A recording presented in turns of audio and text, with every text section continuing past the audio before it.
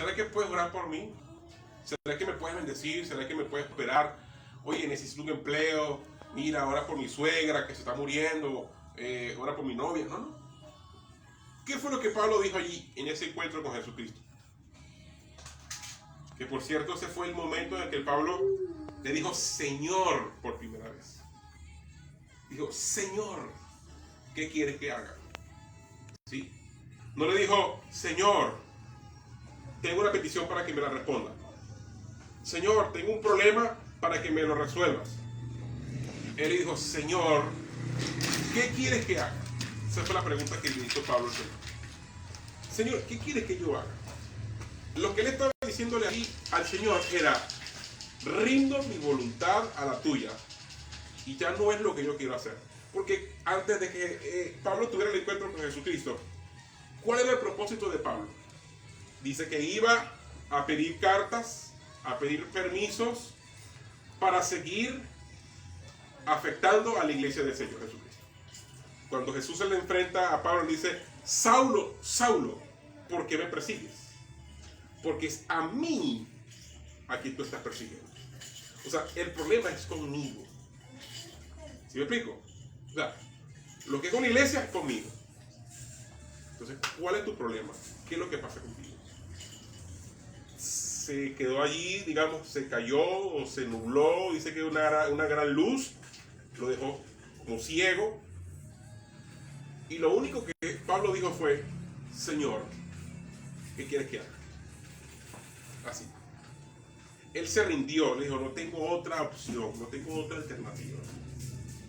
Dime qué quieres que tú hagas, qué quieres que yo haga. Y en sintonía con eso, Jesús le dijo a los discípulos y le dijo a la multitud, ¿por qué ustedes me llaman Señor? Porque ustedes me llaman Señor, pero no hacen lo que yo digo. Ustedes me llaman Señor, pero hacen lo que ustedes quieran. Entonces, él está diciendo, no tiene sentido que tú me digas Señor y sigas viviendo tu vida a tu manera. No tiene sentido de que tú me digas Señor y no me hagas caso, no obedezcas a lo que yo te digo. ¿Sí?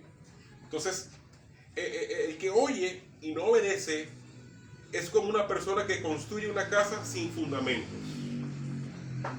Cuando las aguas de la inundación azoten esa casa, ¿qué va a pasar con la casa? Se va a derrumbar, se viene abajo y queda solamente en escombros.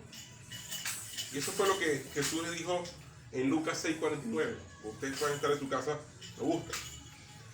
Entonces, hay muchas personas que dicen que son seguidores de Cristo, pero pocos son los que realmente lo siguen. ¿Cuántas personas ustedes escuchan allá afuera que son cristianos? Que son evangélicos. ¿Sí? Por la cual ustedes saben que hay mucha gente que son cristianos, que son evangélicos. Pero pregunto, ¿cuántos de esas personas que se hacen llamar seguidores de Cristo realmente han renunciado a su vida y están siguiendo a Cristo? Porque resulta que después que ellos vienen al Señor, creen que ser cristiano es ir a la iglesia, vestirse de una manera específica, tener una Biblia debajo del brazo, orar 3 veces al día, hacer vigilia, hacer ayuno, y no digo que eso sea malo. Pero resulta que la vida cristiana no se resume en eso. Esas son disciplinas importantes. Pero realmente Jesús dijo, ustedes van a conocer al árbol es por sus frutos. Por su fruto. Si no hay fruto, si no hay evidencia realmente de un cambio, de una transformación, sencillamente esa persona es un religioso más. Y religiosos había muchos en la época de Jesucristo. Los fariseos, los saduceos, los eteos, todo ese tipo de religiones decían amar a Dios. ¿Pero qué decía Jesús? Imiten lo que ellos dicen, pero no imiten, no hagan lo que ellos hacen. En pocas palabras, ¿qué está diciendo Jesucristo? Lo que ellos enseñan, lo que ellos dicen, lo que ellos proclaman, no se amolda a su estilo de vida. Su estilo de vida es muy, muy, muy ajeno a lo que predica. Pregunto, conocemos personas que dicen que hay que amar al prójimo, que hay que hacer esto y que hacer lo otro, y resulta que cuando tú lo ves en acción, son unos diablos. Le pegan a la esposa, le pegan a los hijos, son maltratadores, ofenden a la gente en la calle, son mala paga. O sea, tienen un testimonio por el piso. Entonces Jesús dijo, realmente, si alguien quiere venir en pos de mí, escuchen esto, si alguien quiere venir en pos de mí, lo que significa que es una decisión tuya seguir a Jesucristo. O pregunto, ¿alguien está aquí obligado porque el Señor le dijo que si no buscas del Evangelio te vas para el infierno? ¿A alguien le vendieron ese Evangelio? Hay muchos que no están, pero hay muchos que están en la iglesia por miedo al infierno, ¿saben ustedes? Por miedo a la condenación. Y le dijeron, si no buscas a Cristo te vas para el infierno. Y por eso hoy son cristianos. Pero su decisión por Cristo no fue amor, no fue un deseo de conocerle, fue un miedo del infierno. Fue miedo a irse al infierno. Jesús le dijo, si ustedes quieren seguirme, ustedes quieren ser mis discípulos, tienen que tomar primero la decisión. Ustedes tienen que decidir. Jesús le dijo a los discípulos, síganme y los haré pescadores de hombres. Ellos tuvieron dos opciones. O dejaban las redes y lo seguían, o simplemente lo ignoraban y seguía haciendo su vida como un correcto. ¿Cuál fue la decisión de ellos?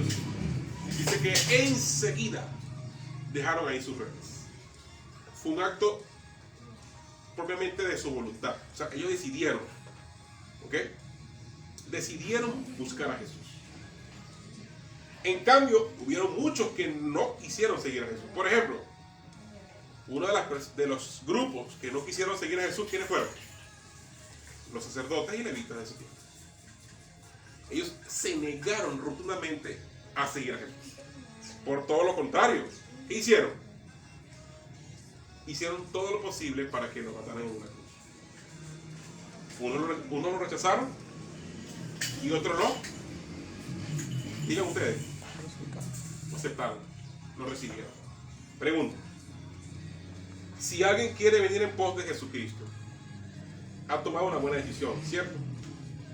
Creo que la mejor de todas. Pero no todo queda hasta allí. Seguir a Jesús, dice la siguiente parte, niéguese a sí mismo. Tome su cruz y sígame. Eso está en Mateo 8:34. Esto quiere decir que el llamado de Jesús no fue solamente para que crean en Él. Hay mucha gente que cree en Dios, y cree en el diablo, y cree en brujos, y cree en todo, eso cree en toda broma. Pero no basta con creer, sino que hay que ser un discípulo. Ser un discípulo es mucho más que un creyente. Porque dice la Biblia, porque aún los demonios, ¿qué hacen? ¿Qué hacen los demonios?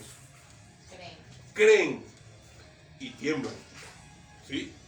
Ellos creen en Dios.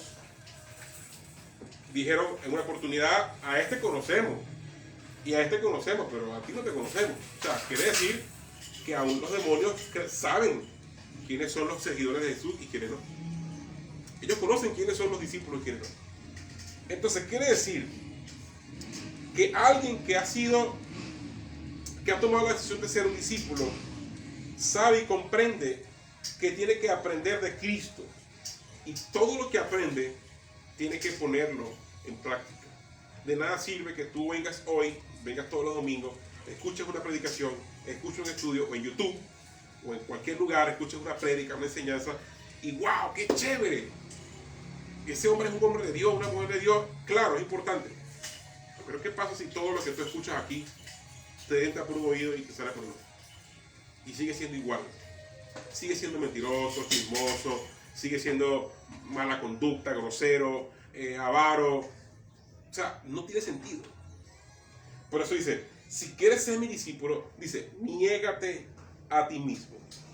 Y hay tres cosas que tienes que asegurarte para saber si eres un verdadero discípulo. ¿Quieres saber? ¿Ah?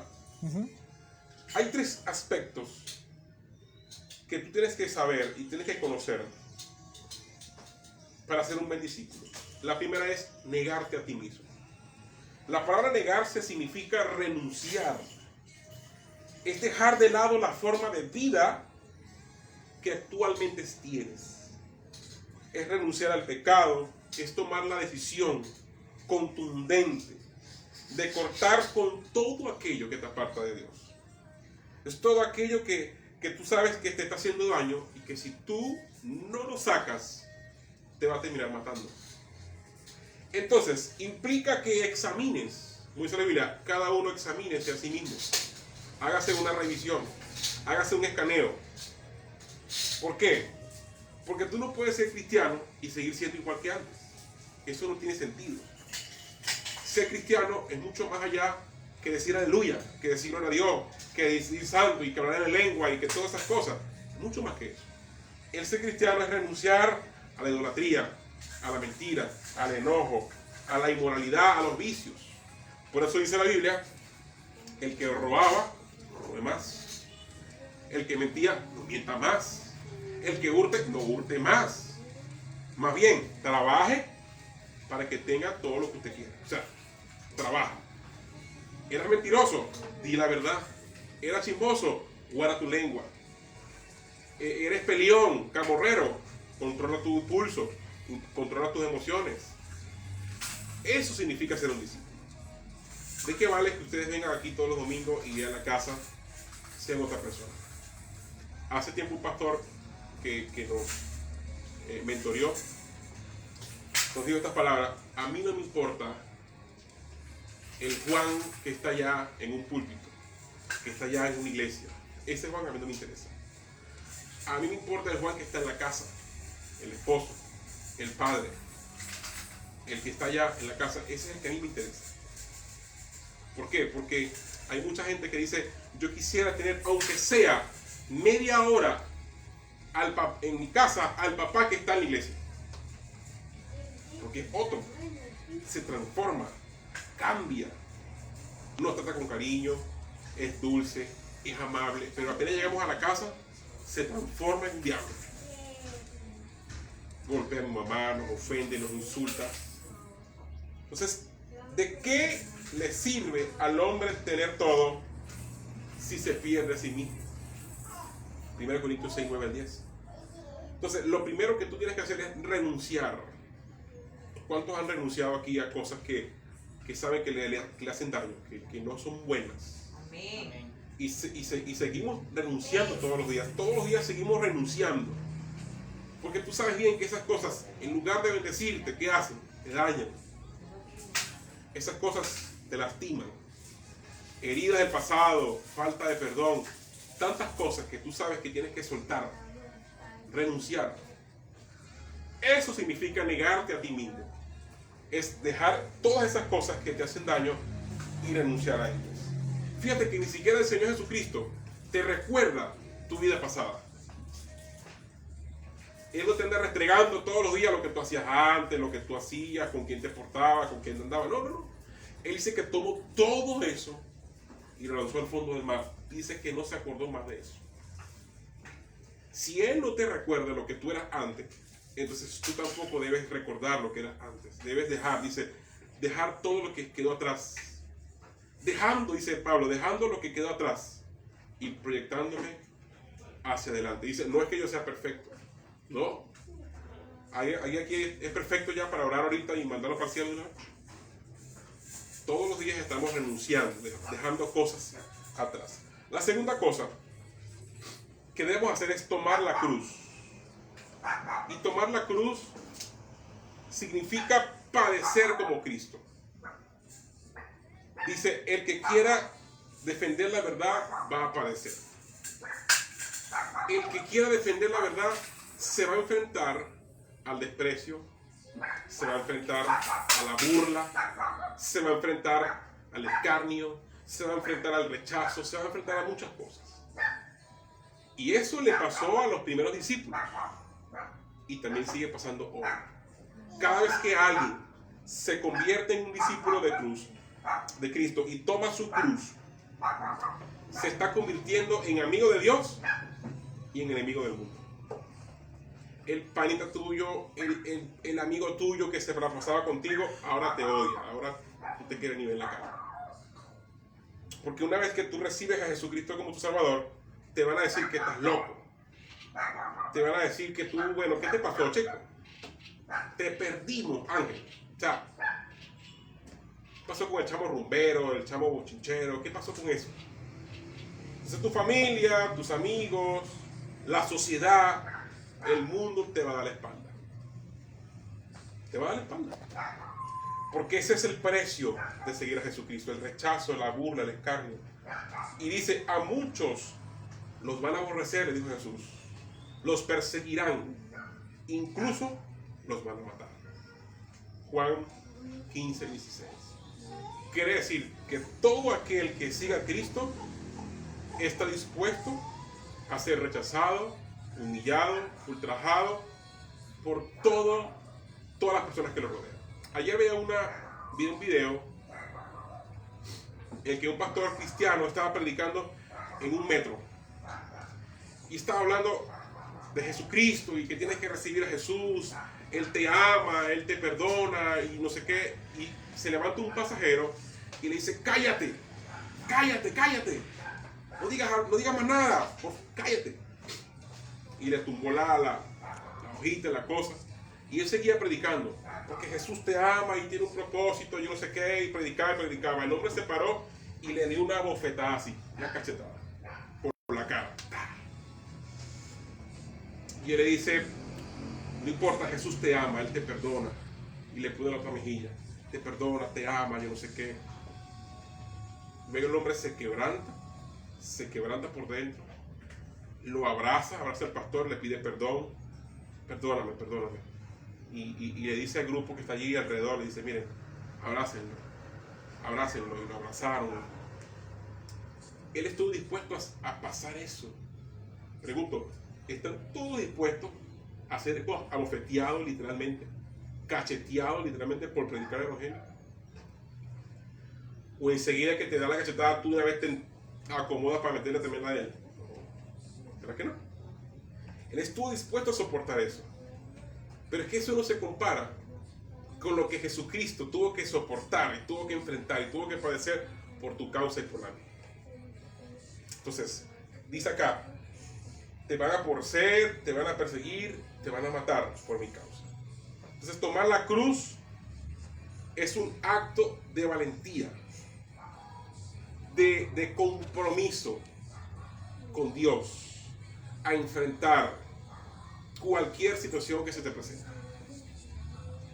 ¿Sí? Porque mucha gente busca a Jesucristo y lo busca con malas razones.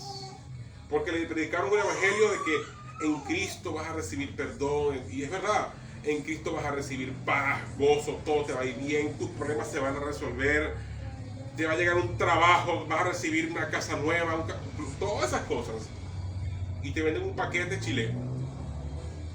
Tú dices, ya va, pero que a mí me dijeron que si yo recibía a Cristo, yo no iba a tener más problemas. Ahora tengo problemas hasta con la sombra mía, tengo problemas. Me dijeron que iba a recibir un trabajo nuevo y más bien me botaron del que tenía, el que tenía.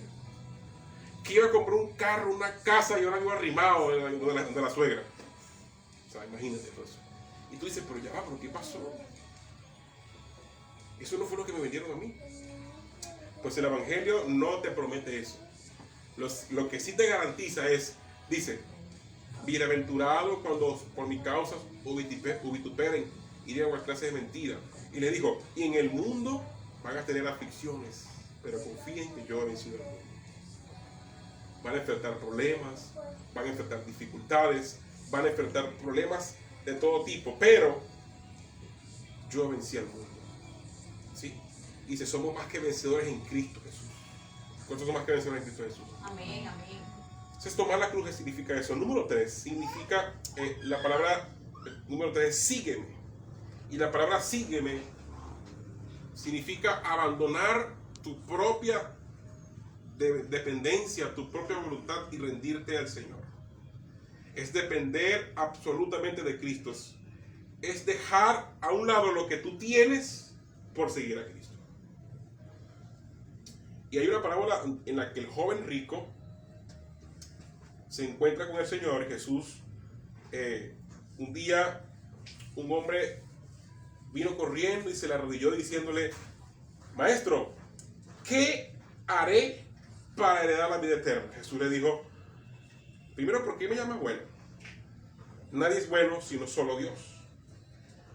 Tú sabes los mandamientos: no mates, no cometas adulterio, no hurtes, no des falso testimonio, no defraudes, honra a tu padre y a tu madre. Y él respondió: Maestro, yo guardo todo eso desde que era un niño. Yo guardo todo eso desde mi juventud. Jesús lo miró con amor y le dijo: te falta una cosa.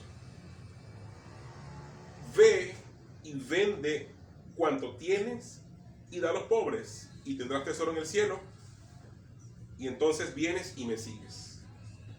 Pero él se afligió por las palabras y se fue triste, porque era dueño de muchos bienes. Jesús les dijo a los discípulos: qué difícil será para los que tienen riquezas entrar en el reino de Dios.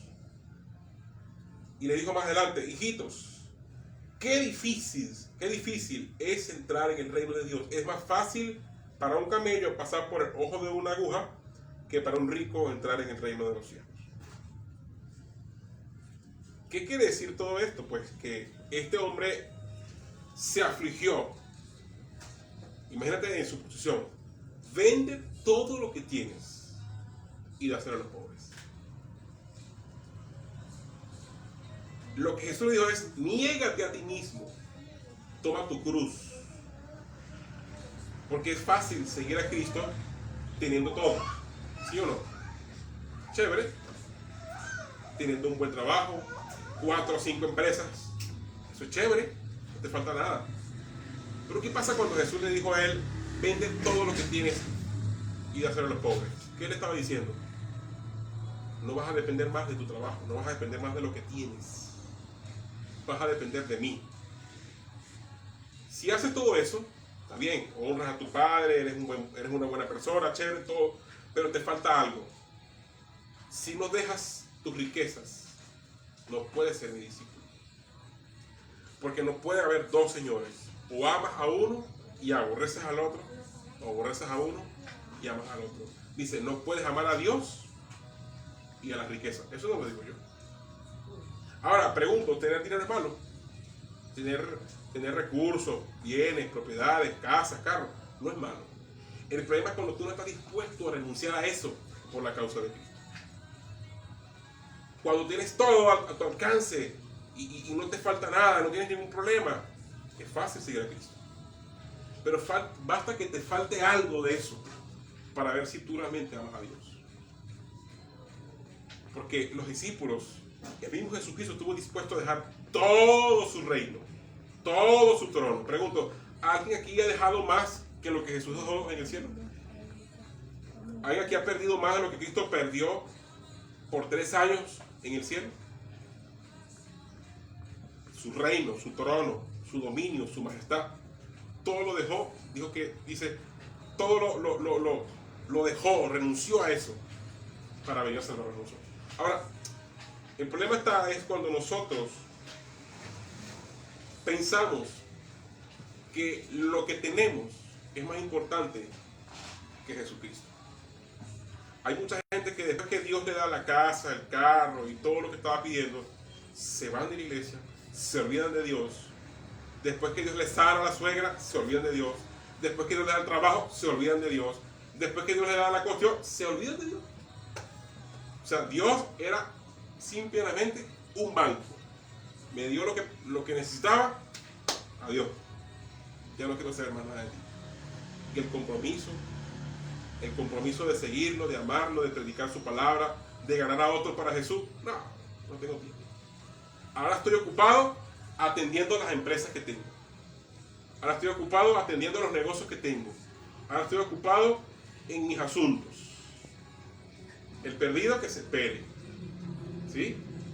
La iglesia, bueno, vamos a ver si me da chance. Pregunto: ¿eso es ser cristiano? ¿Eso es ser un discípulo de Jesucristo? Entonces dijo: si ustedes no están dispuestos a renunciar y a dejar todo eso por mi causa, ustedes no son dignos de ser llamados mis discípulos.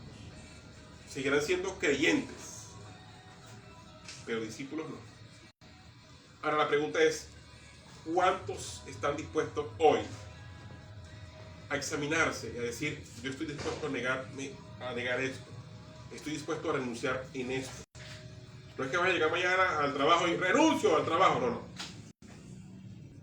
Es decir, oye, esto me está afectando. Porque, ¿sabes? Incluso hasta tú decidir por un trabajo que te permita congregarte, que te permita servir al Señor, es un acto de fe, ¿viste? Es un acto de obediencia. Y no quiere decir que tú vas ahora a hacer culto todos los días. No, eso no significa eso. Pero es importante, dice la Biblia, no dejen de congregarse, no dejen de reunirse. Y reunirse va mucho más allá de venir para acá. El reunirse, el congregarse significa apartar tiempo intencionalmente para pasar tiempo con mi familia espiritual.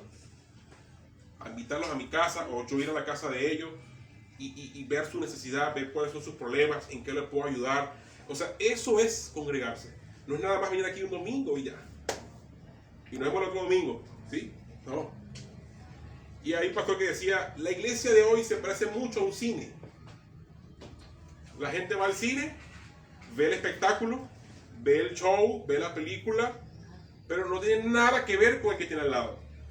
Tenés pendiente con el que tiene al lado, ni el que tiene al frente, ni el que tiene atrás. Después que se acaba la película, usted no va por el cine, hola, ¿cómo estás? Mucho gusto, un abrazo, ¿qué tal la película? ¿Cómo estuvo todo? ¿Cierto? No, ahí se acabó el show, la cuestión, y cada quien para su casa. Así pasa muchas veces. Es decir, venimos a la iglesia, pero no tenemos vida con la iglesia, que son dos cosas muy diferentes. Tener vida con la iglesia significa pasar tiempo con la iglesia. Y la iglesia no son estas cuatro paredes. ¿Quién es la iglesia? Somos tú y somos yo. Entonces, si tú no apartas tiempo, aunque sea para mandarle un mensaje a la persona que no vino hoy, a saber por qué no vino. ¿Sí? Si Ángel nos dice que se está intoxicada, nos enteramos. Partiendo desde mi persona hasta el resto, les aseguro que en toda la semana nadie le mandó mensaje ni a Zaire, ni a María o a cualquiera de las personas que ustedes no ven aquí esta mañana. Porque significa que es tu hermano. Pregunto, ¿a alguien que le importa lo que le pasa a su hermano de sangre? Si le pasa algo, si se enferma, si le duele algo, ¿usted no le afecta eso? ¿No le duele? Entonces tú y yo somos hermanos en Cristo. Entonces estamos aquí no para simplemente hacer un culto, estamos aquí para edificarnos, estamos aquí para ayudarnos. Entonces usted hoy, después que salga de esta reunión, en lugar de revisar la cuenta de Facebook y de Instagram, vaya a su WhatsApp y déjenle un mensaje a los que usted no vio hoy. Me hiciste falta hoy, te extrañamos hoy, ¿cómo estás? ¿Qué tienes? ¿Cómo te puedo visitar? ¿Cuándo podemos ir a tomarnos un café? ¿Te falta algo? ¿Qué pasó? ¿Qué tienes? Pregunto, ¿ustedes hacen eso en la semana? Entonces, es hora entonces de entender que la vida cristiana, muchachos, es mucho más real y mucho más práctica de lo que ellos nos imaginan. No son conceptos, no es conocimiento. Allá afuera hay mucha gente que conoce más la Biblia que tú y que yo, en griego, en hebreo y en otros idiomas. Pero no basta con saberla, hay que vivirla. ¿Qué les parece si se ponen de pie hoy en esta mañana? Quiero que esta reflexión la lleven a sus casas y que sea mucho más que una prédica, una enseñanza. Yo quiero que ustedes lo conviertan en un estilo de vida, que sean intencionales